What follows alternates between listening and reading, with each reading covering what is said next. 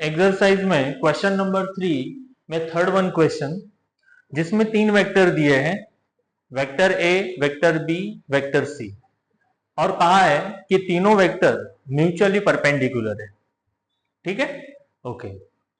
जैसे कि vector A, vector B और वेक्टर सी तीन कंपोनेंट्स के फॉर्म में दिए हैं, कैप आई, कैप जे, कैप के, और ये तीनों वेक्टर म्यूचुअली परपेंडिकुलर है, ये हमें शो करना है।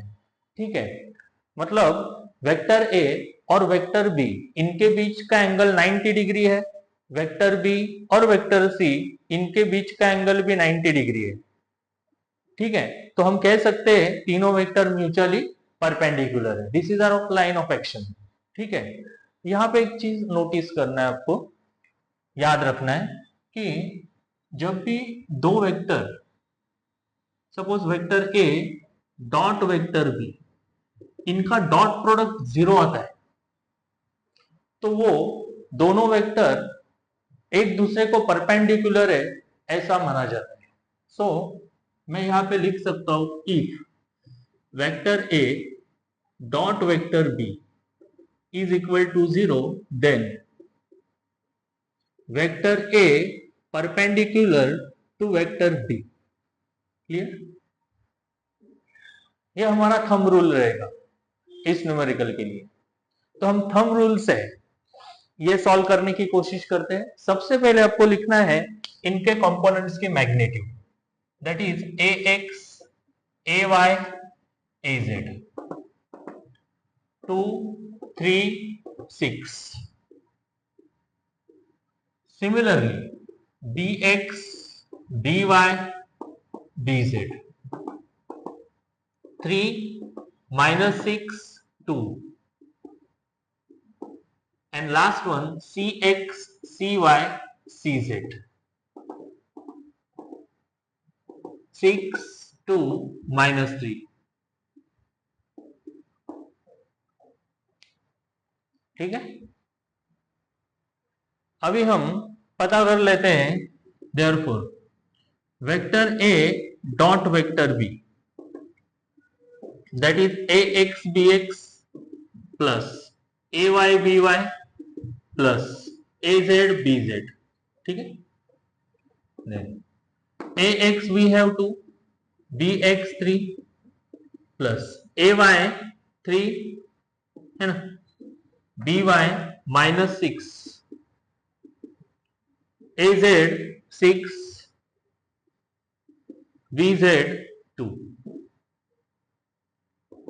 2 3 are 6, 3 -6 that is -18 है ना, plus 12। So 12 plus 6, 18 minus 18, you will get 0।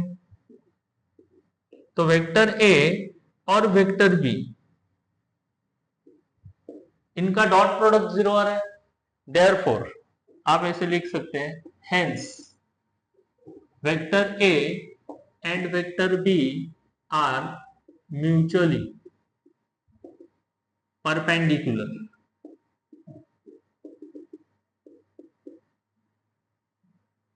से इक्वेशन नंबर 1, ए और बी इनके बीच 90 डिग्री एंगल प्रूव हो गया। Let's check B and C.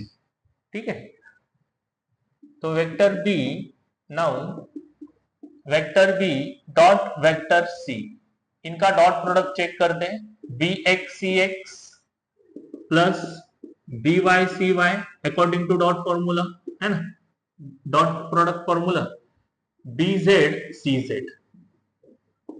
bx we have 3, cx 6, by -6, cy 2, bz 2, cz -3, 6 3 are 18, -6 into 2 -12, -6, -12 -6 that is -18, and 18 minus 18 is what?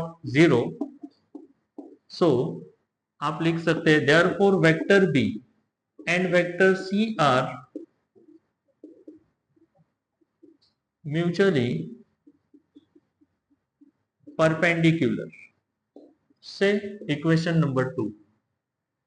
And therefore, from equation 1 and equation 2, vector A perpendicular to vector B perpendicular to vector C, hence its root. Are you getting? Take a screenshot.